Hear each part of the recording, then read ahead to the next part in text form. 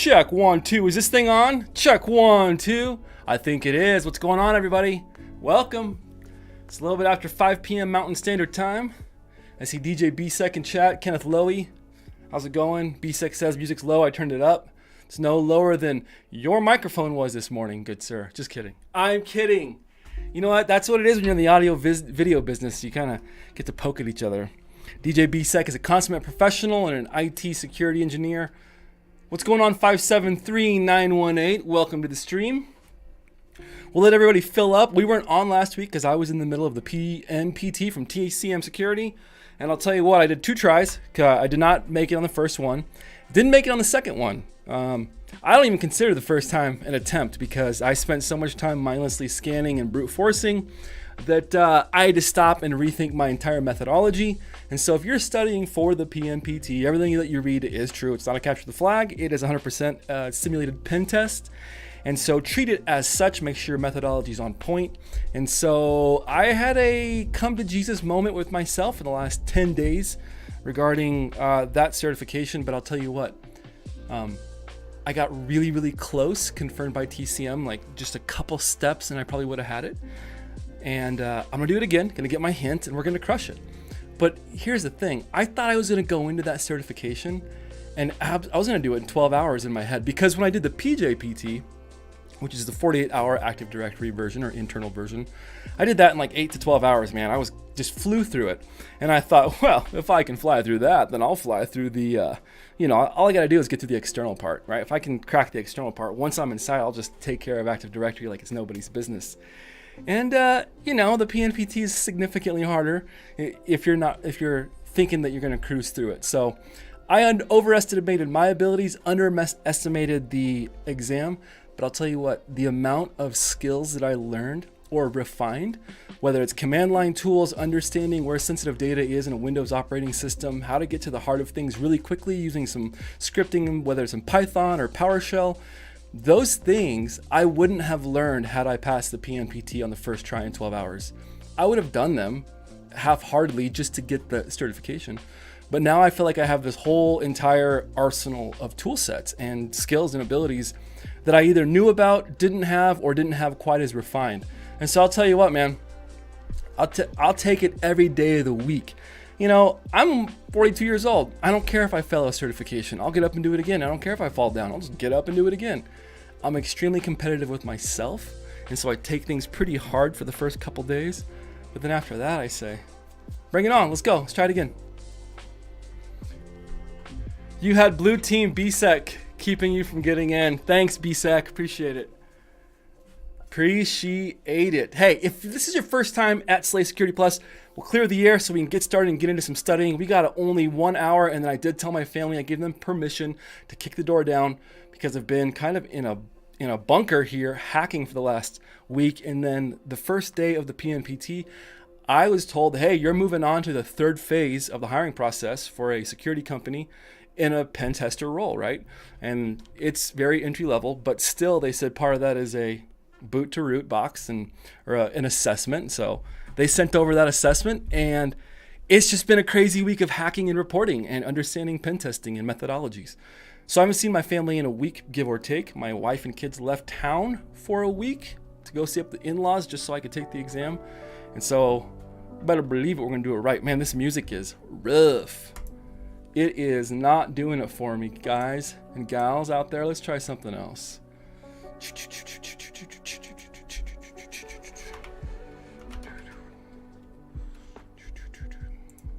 We're gonna get going. This is just like spa music. Hey, David Proctor, what's going on? The Rich 464 got the stream in the background, building a guinea pig environment for some furry friends. Awesome. I love my pets.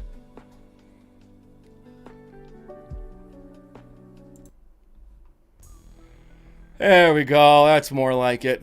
And you know what? This stream will probably get canned by YouTube. It's not a monetized stream. I'm just here for fun, baby. So, all right, there might be some cuss words, but let's get rolling. My name is Jesse J. Welcome to Slay Security Plus. This is what we do here at Slay Security Plus is we bring really good top tier Security Plus study for free for you while we build community in chat. We're proudly sponsored by Simply Cyber. More about that at the mid-roll. But the main focus of Slay Security Plus is to get you free resources to where you could just plug in, actionable, study, maybe meet somebody new, maybe meet a connection in your love life. No, I'm kidding. But maybe you'll meet a professional networking connection or something like that. But the main purpose of what we do is get you your Security Plus as efficiently and quickly as possible, because you want to move on into the industry and you want to start networking and you want to start building experience, whether it's hands-on in home labs or volunteer or in a job.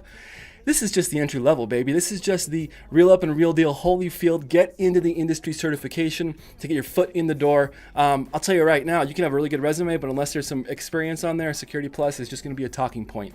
So it's really important that you maximize your time, get through the certification so that you can get on with your life. Doesn't mean you have to not be my friend or plug in after that, but this is a way station on your journey. I want you to stop here, get your Sec Plus, and then do the same thing. Either pay it forward, start your own thing, or teach others, or whatever, or just get into the industry and come back, and you're always welcome to be part of Slay Security Plus. But the focus is that you would come as a way station, learn those skills, crush your exam, and then giddy up.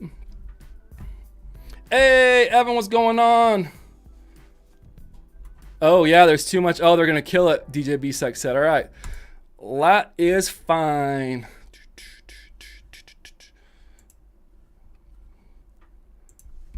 Let's get something else rolling. It's still playing in my ears, though.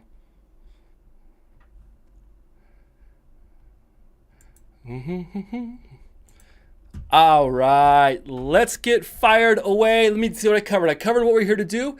If you're completely new to what we do with Slay Security Plus, there's a few videos that we got about the study methods and some of how we get to where we're going to go regarding retaining the information and then crushing your exam on exam day.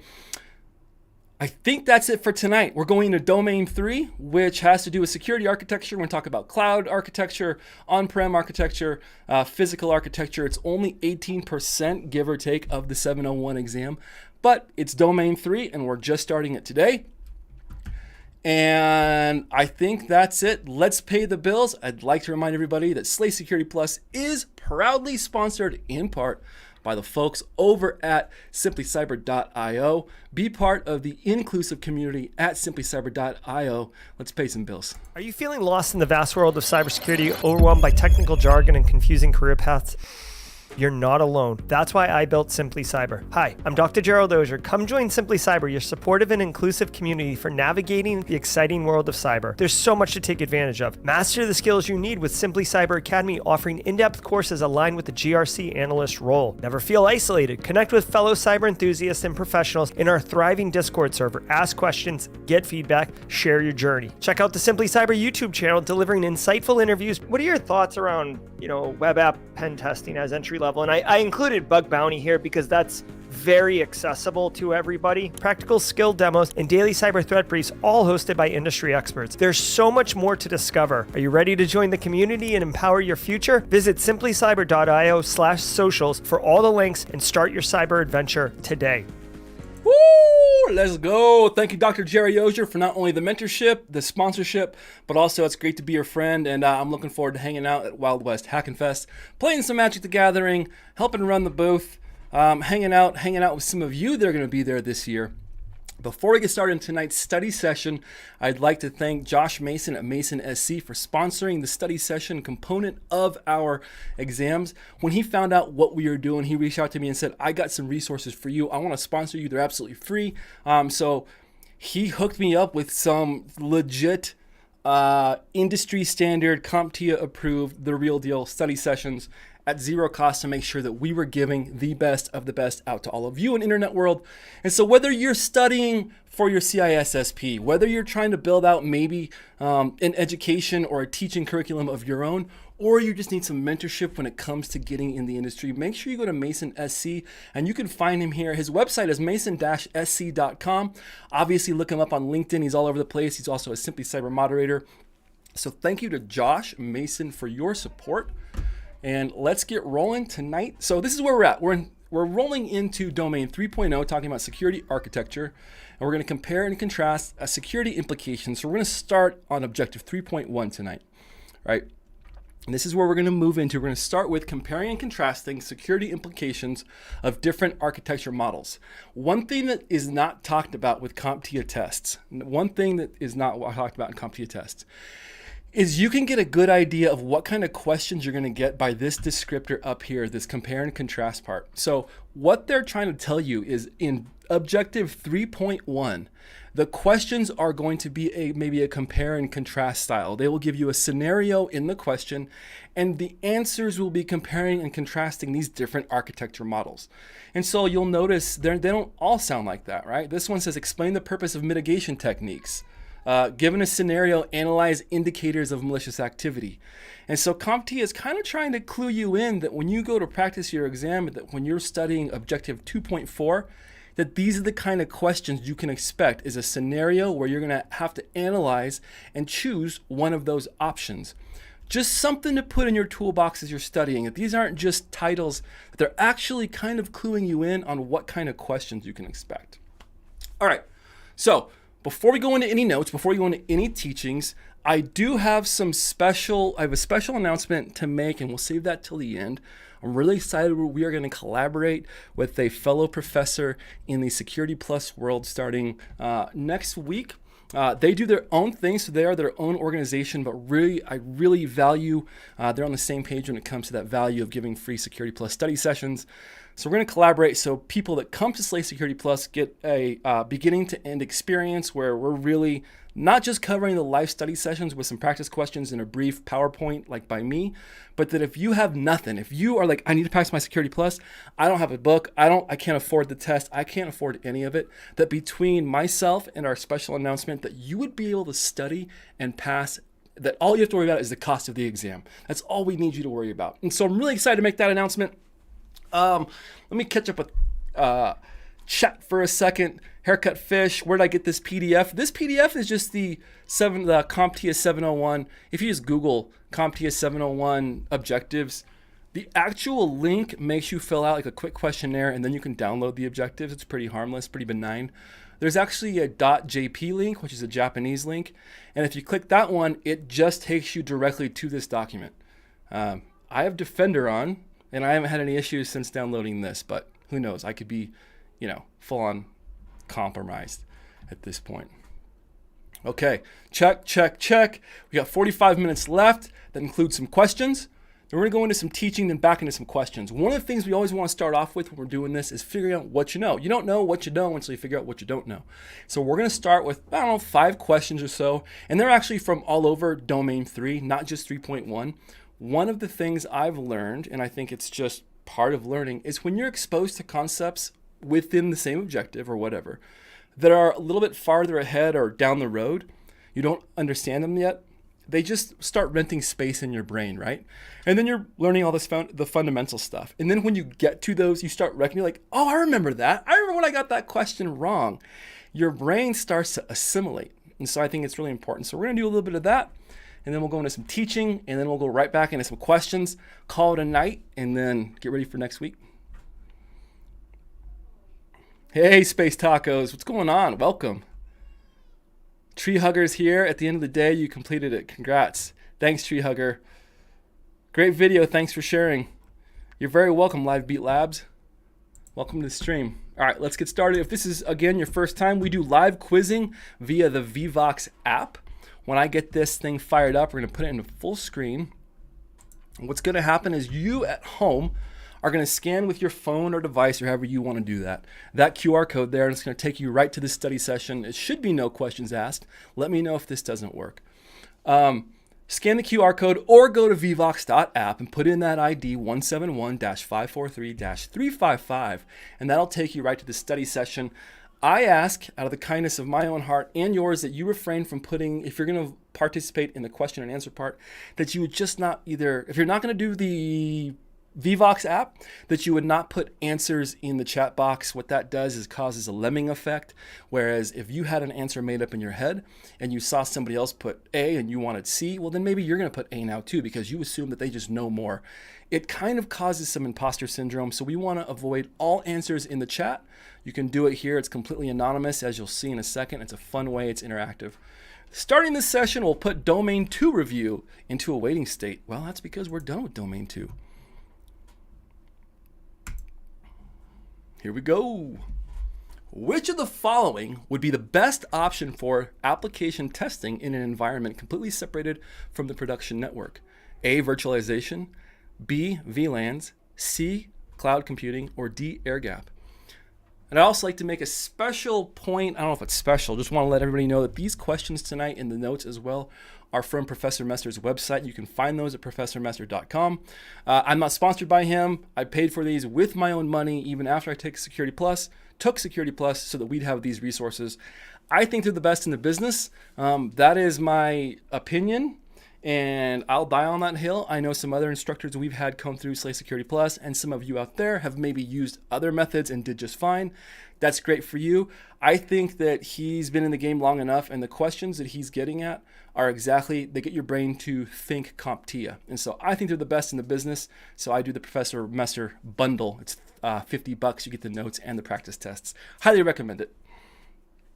This is all for 701-573-918. We are done with 601. They're not going to have 601 anymore here soon. It's only going to be 701. And so this is for the 701. Space Tacos, the answer is that one. You're great. Dang. Oh, you know why? Man, you're ready to crush it. It looks like everybody's voted, and it's been about a minute.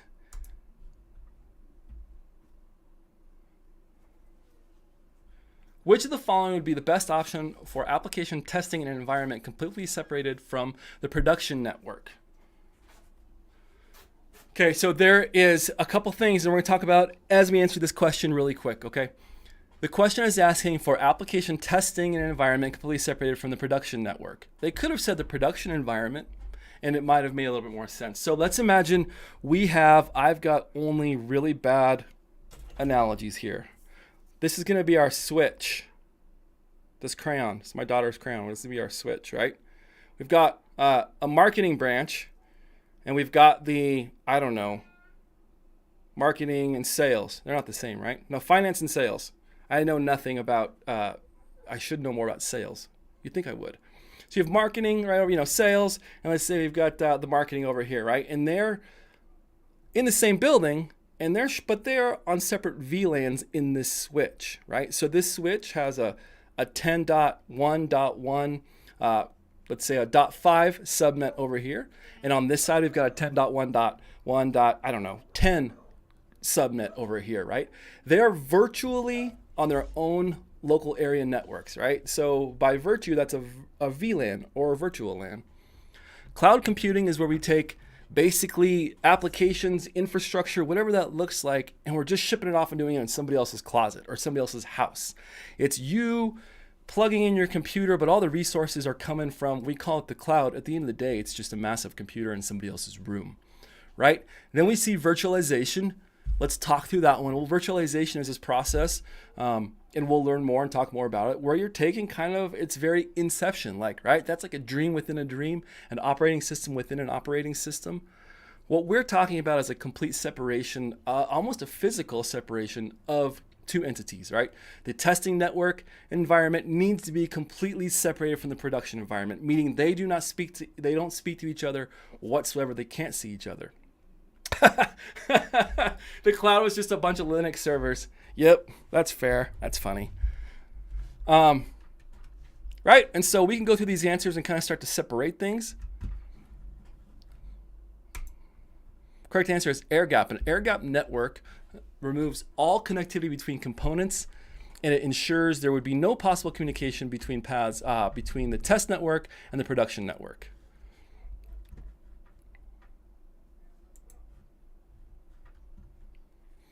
A business manager is documenting a set of steps for processing orders if the primary processing orders, right, for their company, if the primary internet connection fails. Which of these would best describe these steps? Platform diversity, continuity of operations, or COO, cold site recovery, or D, tabletop experience? Exercise, not experience, exercise. Tonight's beverage sponsor is the Zoa Energy from The Rock. They taste awful, to be completely honest with you. And I'll never buy them again. But I do like The Rock. I think he's funny. His energy drinks are terrible, but so. Yep, key here is on that previous question, completely separated. A business manager is documenting a set of steps so that if his internet connection fails, he can still process orders, right? If Jerry goes live in the morning and all of his audio just isn't working, he's got a set of steps to get the stream running. It's usually Colin Bisek or Eric Taylor, but they got a system, right? He has a system of keeping it going. What would we call that? The answer is not that one. Yep.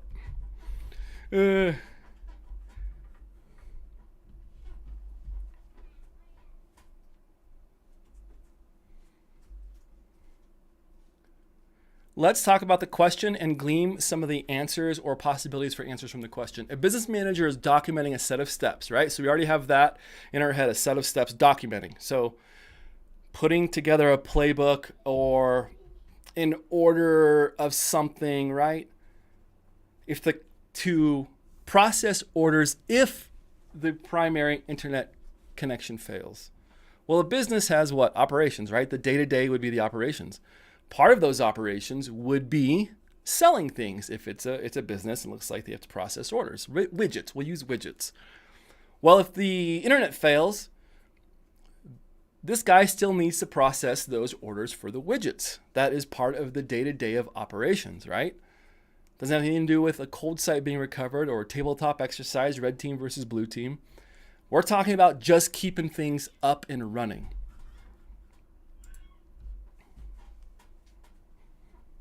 83% of you coming in with a vote with continuity of operations, and I do believe that is the correct answer. It is always useful to have an alternative set of processes to handle any type of outage or issue. Continuity of operations planning ensures that the business will continue to operate when these issues occur. I'm Rich Strapolino. I've been working on some of my different voices. And now for the CISO series. And now, would you like to play a game? A network administrator. A network administrator would like each user to authenticate with their corporate username and password when connecting to the company's wireless network. Which of the following should the network administrator configure on the wireless access points? Do my voice, do mine. I gotta think about it, BSEC. I'll get on the next one. I gotta go back and listen to you talk. So we're configuring we're an admin, right? And you're configuring some wireless access points. And in those wireless access points, you have to configure some kind of security framework or a set of rules that's going to tell other systems how to communicate wirelessly with those wireless access points. And one of these four answers is a framework. It's oftentimes confused with a frequency spectrum, but at any rate, one of these answers is a type of encryption. One of these answers is a framework for wireless. One of these answers is a type of authentication we use that's more than one, and I'll let you guess what that is. And then the other one is another one that's a type of authentication, right? But one of these is a framework, right? Something to configure. So I guess that maybe framework isn't the best answer. But what I want us to start to get our brain wrapped around is that there's something specific in these answers that have to do with wireless. That's all I'm trying to say. The other three have to do with authentication and encryption. Yeah, that's true, I guess, to a point, or, authentication. But one of these specifically has to do with wireless authentication. They should always configure the thing. Well, they should. I'll tell you what, in that last place I worked, I went to go fix a computer that was acting up. And I want to say, and I'm not even kidding, I think it was a Windows XP machine. No antivirus, no nothing. Domain joined, hypervisor, single backup, untested.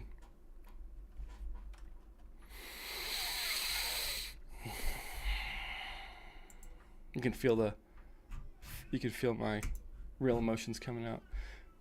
Haircut fish, to be honest, I'm completely guessing on this one. Let's see if my guess is right. Let's see. Yikes. Yeah, space. It was brutal. I was talking to BSEC about it quite a bit during that time. Like, what am I going to do, dude? And Eric Taylor, because I just wasn't prepared for that.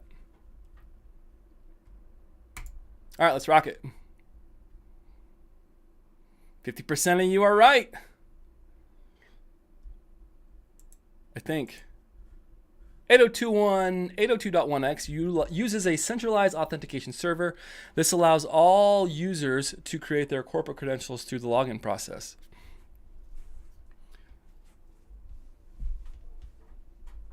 DJB6, Slay Security Plus. This is not just for wireless, though. This is what they're referring to. Yep, yeah. This is the one that I, as the instructor, got confused with the framework. But 50% of you still got the answer right, and that's what is important. We're all on this journey learning together. Oh, we're flying through our questions. We're about halfway done with our questions, and then we're going to do some notes. Which of the following considerations are most commonly associated with a hybrid cloud model? Microservices outages, IoT support or Internet of Things support, network protection mismatches, or D, containerization backups? Misty-eyed. Hi, folks. Hi. Welcome. Good to have you. I like the live study method. I've thought about pre-recording these, and I can't. It doesn't do good. It's not good.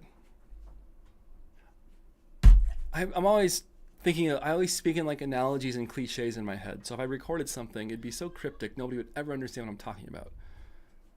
Justin Gold was saying, you old people always speak in cliches.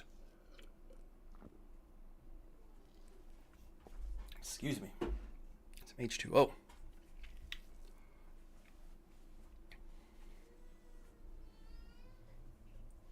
Now, you can have different cloud providers, right? You could be using Entra ID for your identity and access management. Maybe you're using the Google Cloud Platform for some things or AWS for other things. There could be some issues with all three of those, some mismatches that we want to pay attention to. Hey, Justin, what's going on? What's up? Oh, I'm running late. Don't worry about running late, man. We're just glad you're here.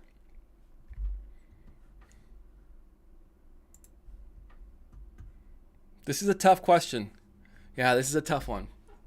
That's okay. We'll talk more about that. The correct answer is actually network protection mismatches. A hybrid cloud includes more than one private or public cloud.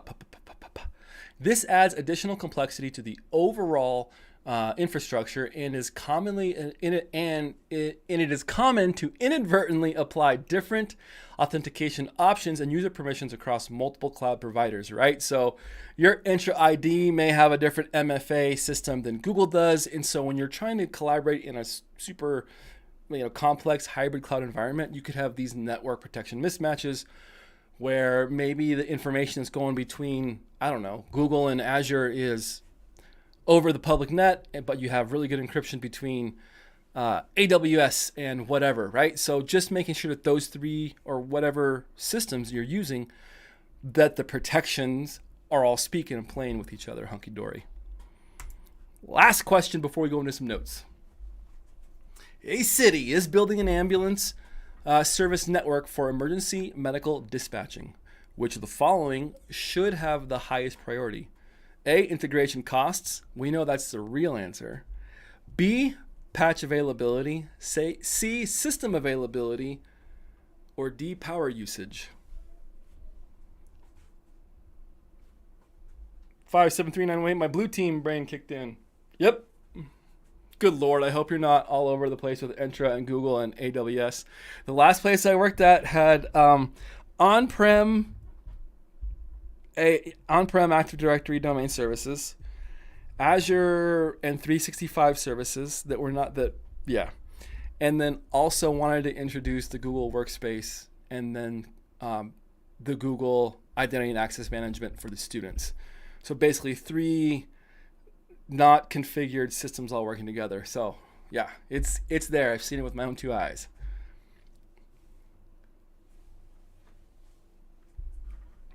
So you're building a ambulance service network for emergency medical dispatching. Which of the following would have the highest priority? In reality, let's talk about this. Think about the CIA triad. Bring some of these. If you can't think of the answer in all of the domains of cybersecurity on CompTIA Plus, take it back in your head to the CIA triad. Confidentiality, right? Integrity and availability. There are some things here, the answers here do not affect the CIA triad that much. Integration costs has nothing to do with confidentiality, has nothing to do with integrity, and the only thing it has to do with availability is if it costs too much, but that's not what the question is asking. Patch availability, yeah, it's important that we have patches that are available, but think about what the question, it's an ambulance service, right? It's important they have patches, and it's important that we understand how much power is being used, but we need to make sure that their systems for dispatching are available. So this answer, and there's still time to change it before I click this stop button, this one should scream at you system availability. This is one of those questions that we're going to start to see the way they read, start to see the answers, and I want questions to start to scream the answer at you. All right, here we go. Survey said 100% system availability. That's what I'm talking about. Okay. Let's shut it down. Is it going to do it? Oh, wrong button. Hey, ZMF, what's going on? Hit me up on LinkedIn, maybe. I don't know if I'll respond because I haven't even looked at Discord or LinkedIn in almost 2 weeks straight. I just hop on and say a few things and hop off, man. It has been crazy.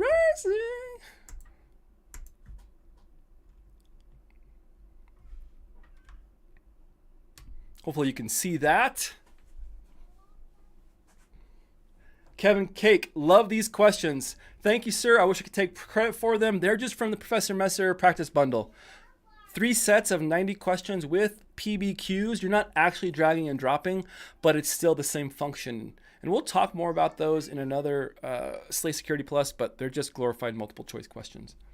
All right, 3.1 cloud infrastructures. What are we talking about? Well, we see the cloud responsibility matrix. You know, back in the day, we saw things that were on-prem, right? And when I say on-prem, I mean on-premises, in the home, in the server room, in the rack, in the dusty homemade server room of some small medium business running Windows Server 2012, out of date, no patched. No, I'm kidding. But in each of these different models, right, of whether it's on-premises, and then when we move to the cloud, we see different service levels, right? Sometimes the cloud, your service may be the infrastructure. Maybe it's all the cloud is providing is at somebody else's house, they've got a computer there set up for you. That's how I always like to think of it, up, or pretend like there's another, like a server rack, literally sitting in the cloud. And infrastructure is service. Well, they give you the server rack and the cables, and that's about it, right? You've got to provide the software. You've got to provide the security. Everything is provided. We see platform as a service and software as a service, which we'll talk more about those. But with each of those comes a different level of responsibility. If you're on-prem, as you can imagine, all the responsibility is going to be on you to secure it, to keep it properly patched, to keep physical security, whatever that looks like, right? And as you move from on-prem to in the cloud, that responsibility matrix, also known as shared responsibility or responsibility matrix, however you want to look at that, that is what we're going to be talking about. Obviously, the security should be well documented. And then we also want to look at hybrid cloud considerations. When we think about those hybrid cloud considerations, what we were just talking about, and the reason I wanted to go through the questions and then the notes is because you're going to get a lot of these answers that you may have missed from these notes, because that's how it works, right? Hybrid considerations, what we're talking about is there could be one or more public or private clouds. I'm going to use just the Google AWS and Azure as an example. And so we have multiple, maybe I'm not 100% sure, and I really like I think that Google is really inexpensive. And so like we just talked about, we combine different cloud service providers.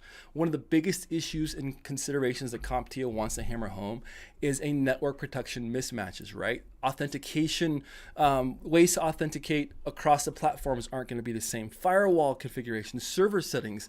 And so the biggest consideration if you're going to use hybrid cloud models, which clearly people do, is we want to be thinking about those things. And the questions they're going to ask you are going to have to do when we're looking at hybrid cloud models.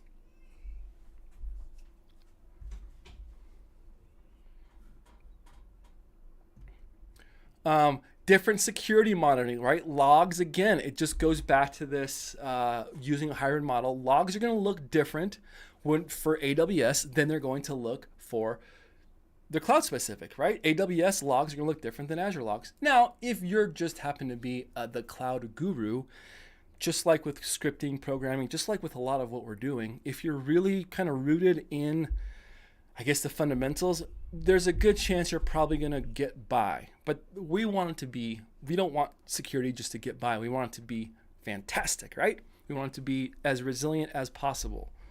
And then data leakage. When these logs are data in transit, right, is across the wire, it's being shared across the public internet. Of course, that's pretty obvious, straightforward, man-in-the-middle type attacks, or any listener or somebody could intercept that.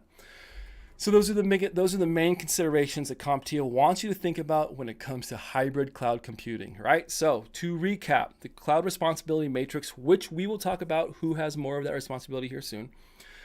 So cloud responsibility matrix, they can vary depending on the cloud providers and the contractual agreements. We're going to go into that example. And then our considerations for the cloud model, understanding that we can use more than one cloud solution, but that the consideration we want to have going into that is, what does that security look like? Are they going to talk to each other?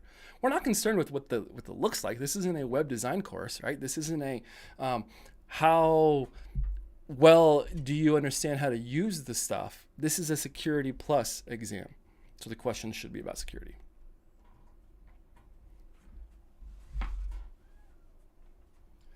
Then we start to introduce other aspects of cloud computing. We have third-party vendors in the cloud. These third-party vendors are going to be providing everything from applications to solutions, you name it. I mean, you've been on the internet. There's just all these different third-party applications, integrations, APIs, all kinds of stuff, all these I talked about it.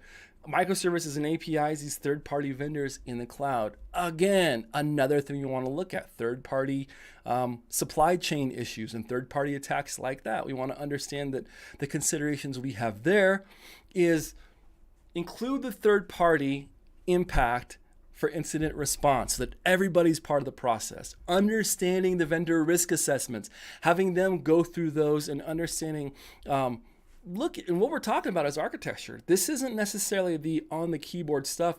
You can look at this if you go, hey, I like this kind of cybersecurity.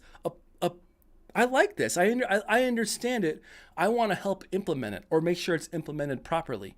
That means you're probably a GRC person. If you like all these descriptors and frameworks and words, but you're not really a big fan of, like, I don't want to get into the nitty gritty of the ones and the zeros and being frustrated because I don't know where the comma goes, you may find your home in GRC, and it's a wonderful place to be, okay? So I just want to throw that out there. If that's something, when you talk about these third parties and frameworks and risk management ideas, you might be a GRC person.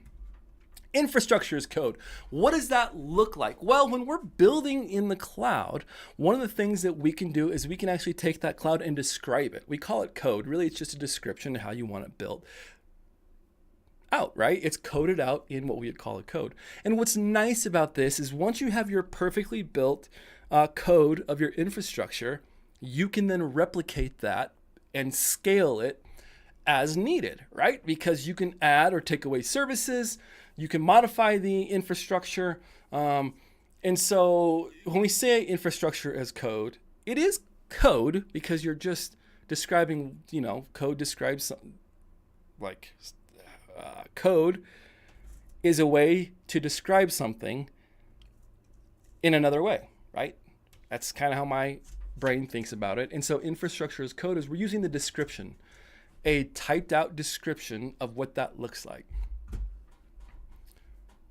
I love GRC Space Tacos. I know you do. DJ BSEC says third-party vendors. That's a Space Tacos area with GRC auditing. Heck yes. I love hacking. I also love GRC. I just love it all, man. Red team and hacking is by far what makes me tick. It makes me cry. I mean, I cried multiple times during the PNPT. I went for a walk and just was like, why won't this work for me? And then I came back and I was like, oh, yeah. Think logically. All good. All good.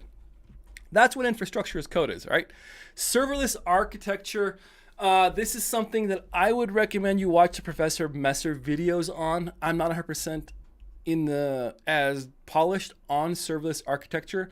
Know that it exists. Know that it has to do with different types of infrastructures. I'm going to do some more research on it of my own because I don't like to get up here and tell you that I don't know what I'm talking about. When it comes to the serverless architecture, that's relatively new to me, and so definitely check that out.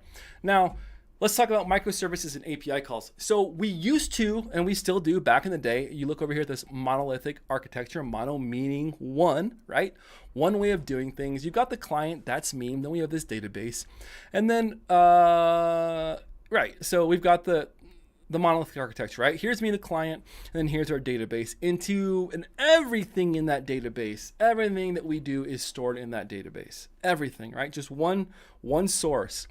When we look at microservices and architectures, you have the client, and then we have what we call the API gateway or the application programming interface. You can think of APIs as the glue, these little applications, mini tiny applications that the net sum of something reaches out and grabs when you ask for things. API calls. Oh, I need to get this. Integrating the weather with another app. So they all talk together, talk nice with each other at a very, very, very high level. And so we're moving, when we look at the monolithic architecture, we can almost think of that as just what we're used to. We start to take that into the cloud, and now we've got the client, but now we can scale a lot more, right? You can fire up these microservices, you can bring them down, provision or deprovision them, but you're not tied to everything being, if I want to make one change on this smaller database, that's pretty straightforward, right? I can just make the change here. I don't have to make changes in the entire system. I can just go to this microservice, make this change, switch out this database, whatever it looks like, and it's going to work together. Whereas here, again, we're just talking same concepts, different mediums, right? Let's talk about the shared responsibility matrix because it's really important you understand. And I know it can be a little confusing. Let me get this zoomed in. Is that all right? Kevin Cake. Hey, Kevin Cake. I'm catching up on chat. I've been watching Jesse J's videos. Good, man.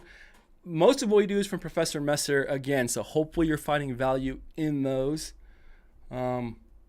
Yeah, man, I recommend you watch his videos and then check out Inside Cloud and Security. Pete Zerger is his name. He doesn't do 601. He does do 701. He does do a really good 601 you can watch. But right now, Messer has his video series out, and and it's absolutely free if you just need a refresher. The responsibility matrix, right? We have 15 minutes left, and then I want to roll into some more questions. Like I said, we've got till 6 o'clock. Next week, we'll be able to go a little bit late. We've got a special guest next week, and then we've got some other things cooking. Zach Hill is coming on stream. He reached out to me last Thursday. We were going to come on. I was in the middle of the PNPT.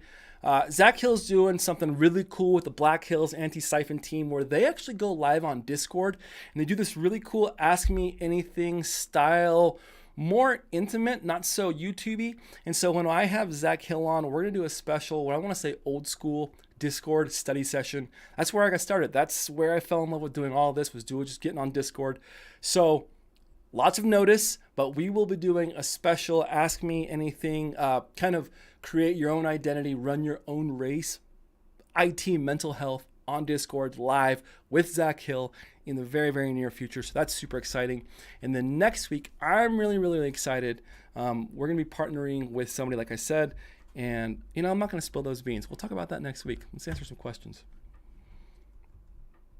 Same exact thing you did in the Discord. That's exactly what I watched it and I was like, oh, we're doing this. In fact, I even think I said it. And you were like, I think you might have said something goofy to me. All right, on-prem. So we have I'm pointing, like you can see me pointing. We have customer managed down here, right? And then we have provider managed. We can think of provider managed, insert name, AWS, Google Cloud Services, Azure, whatever. That is our provider managed. We have customer managed.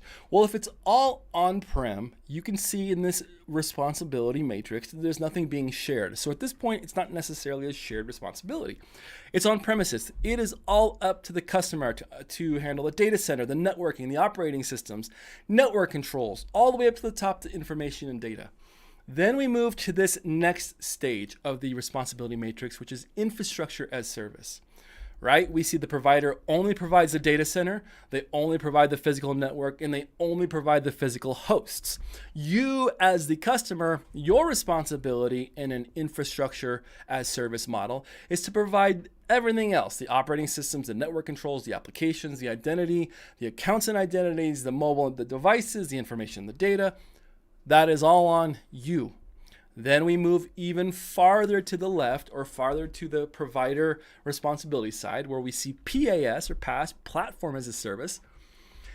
And here we see again the same thing. They take over they handle all of this. And then up at operating systems, where we handled an infrastructure, well, they now take care of the operating systems, right? Platform as a service. If they're doing the platform, they're probably going to do it on their operating system the way they have. Then we look at network controls, applications, and identity. That could be shared, that could be split depending on the service level agreements, the contracts, all that kind of stuff. And then as we go up, then it's customer managed. You manage the accounts and the identities, you manage the devices, and then also the information and the data. And then all the way to the left, software as a service, the most freeing for me, the consumer, but probably the most expensive, is they're going to handle basically everything. You handle the accounts and the identities, signing in, building that up. You handle the information and the devices that you're going to be using, but they handle the rest, right? And so in those responsibility models are going to come different levels of responsibility for the security of said service. So I hope that helps. I'll leave this up if you want to take a screenshot for the Professor Master notes. I'll leave this up for a second, and I'll start trying to leave these up in blocks. So if you're like, man, I just can't afford it, you could pop some screenshots off and do it that way.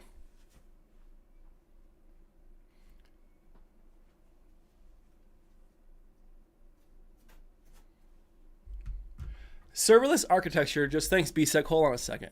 Serverless architecture just means you are using microservices and not having full-blown servers. So all of your microservices are just doing literally everything. Okay, that makes sense. Cool.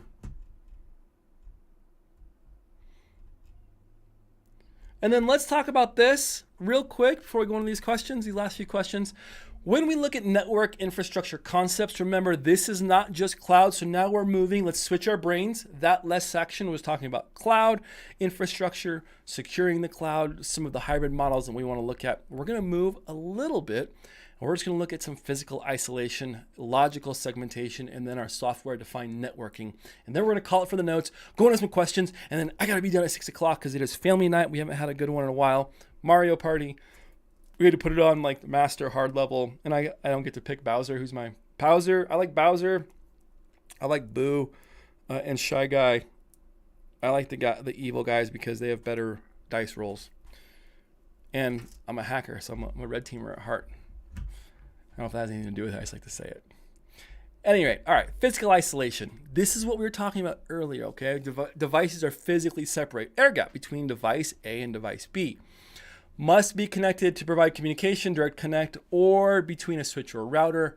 Physical isolation, web servers in one rack. What the professor is trying to tell us here in this note bullet is look at it this way. You may have, like we talked about, full physical segmentation. You might have the accounting gets their own server rack and the sales department gets their own server rack because you want everything to be your small, medium business.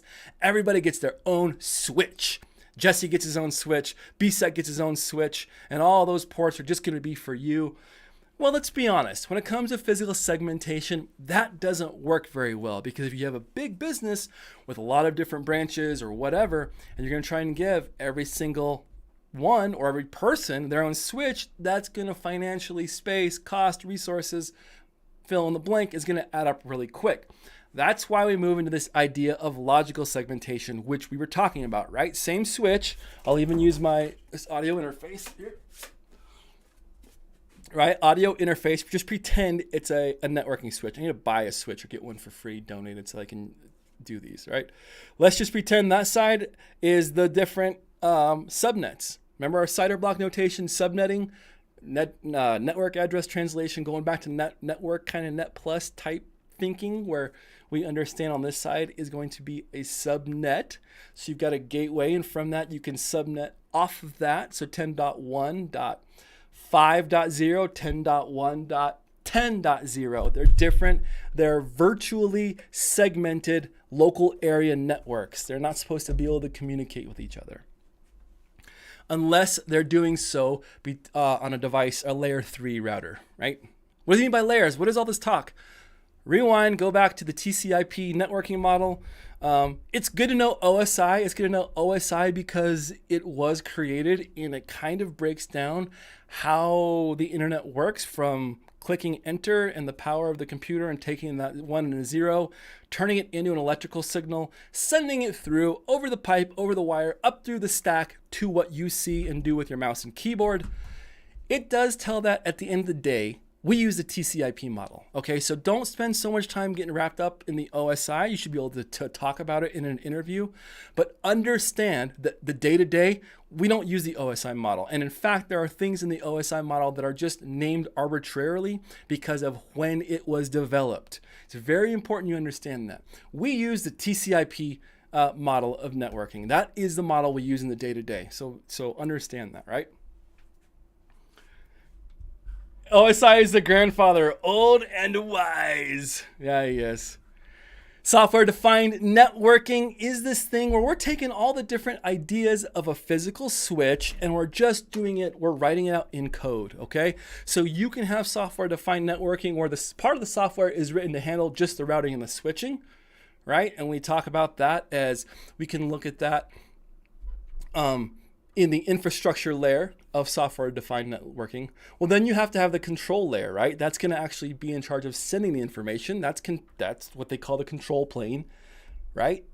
And then you have the application layer or management plane, if you want to think about it that way. And when we think about software-defined networking, the application layer, that's where we configure and manage the device. That's SSHing into something to configure. That's browser. Those are API calls. All right. Back to the questions at hand. Perfection is perfected, so I'll let them understand.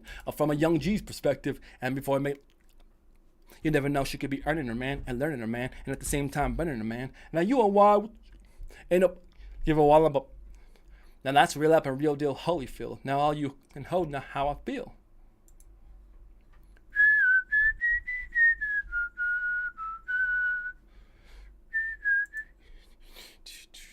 Like this and like that and like this. And a company creates a standard of set government reports each calendar quarter. Which of the following would describe this type of data? Data in use, obfuscated, trade secrets, or regulated? Simone D. Jesse got bars. You know what? I just got approval from Joe Hudson. When I say just, I mean just in the LinkedIn professionals talking to each other. We'll send something to each other, and then 2 weeks later we're like, oh yeah dude, I meant to respond. Joe Hudson gave us approval to take his songs. He sent me like 5 tracks. Dude, I got the approval. You guys want to hear some Joe Hudson music? Does anybody want to hear some Joe Hudson?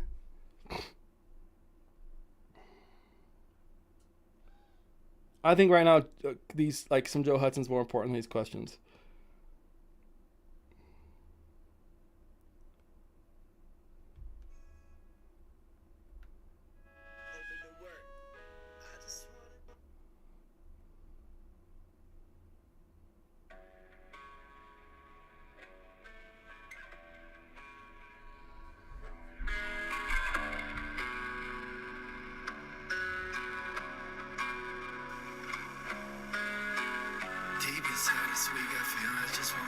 Yes, this is Joe Hudson, TCM.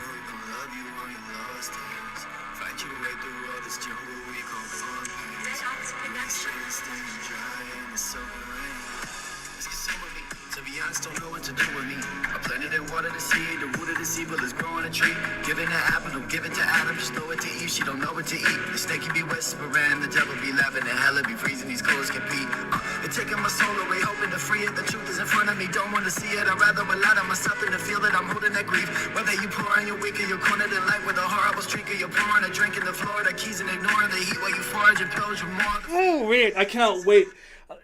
He wants to collaborate. I want to put some electric guitar on this, dude. Joe Hudson, I'm so stoked. Man, you got some skills. Song's called Open to Work.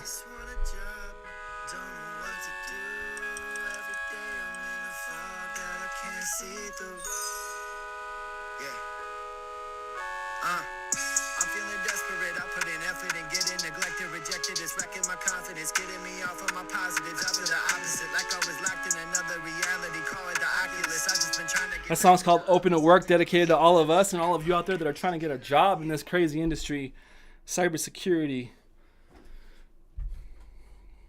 Dude, right? That's Joe Hudson got some, like, and when you listen to him talk, if you ever listen to him on a podcast or hang out with him in person, he's PBR, man. He's like, what's up, bro? Like, no, hey, I'm so-and-so. Good to meet you. It's like, no, man, this is Joe Hudson. You want to get a PBR or not? Like, that's just who he is. And freaking love that crew. Regulated. The answer is regulated. A company creates a standard set of government reports. The key here needs the word here. The standout word here is regulated. Regulated. Everybody's the same. We're all regulated.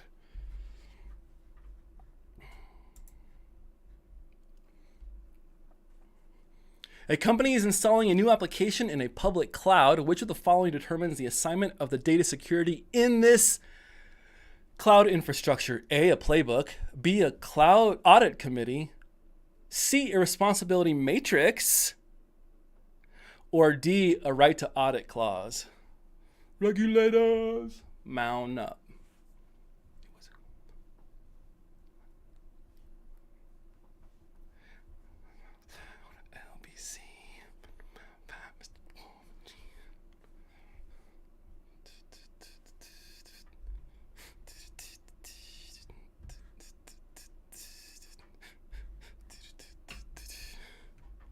I'm moving into a whole new era.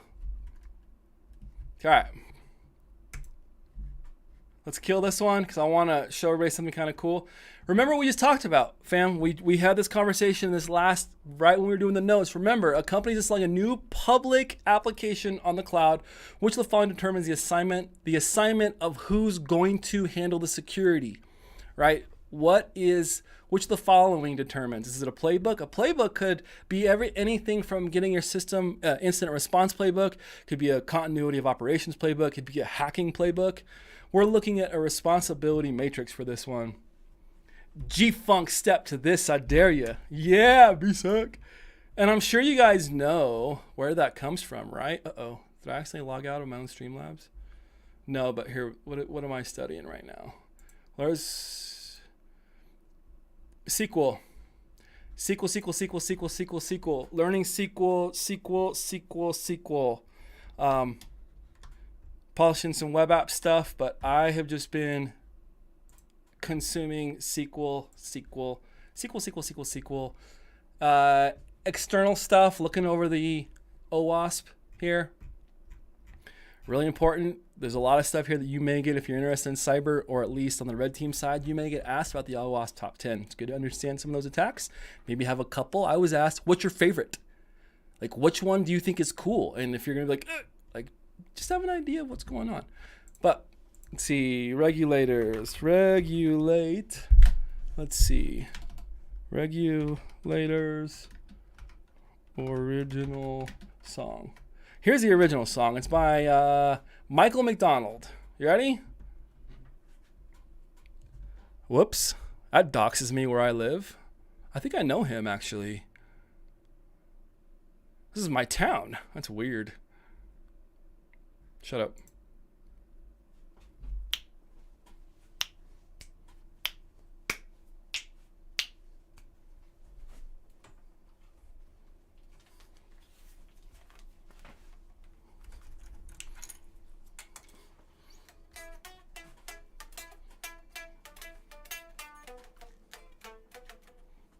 Oh yeah, you can't hear it. Here.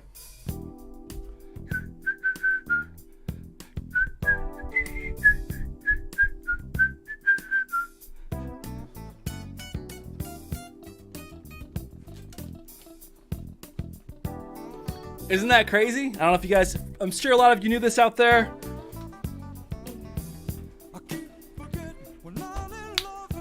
And they're kicking down the door. That is my cue. It's time to wrap up the stream, ladies and gentlemen. I hope you got some value. If you got some value from tonight's stream, I asked you think about subscribing.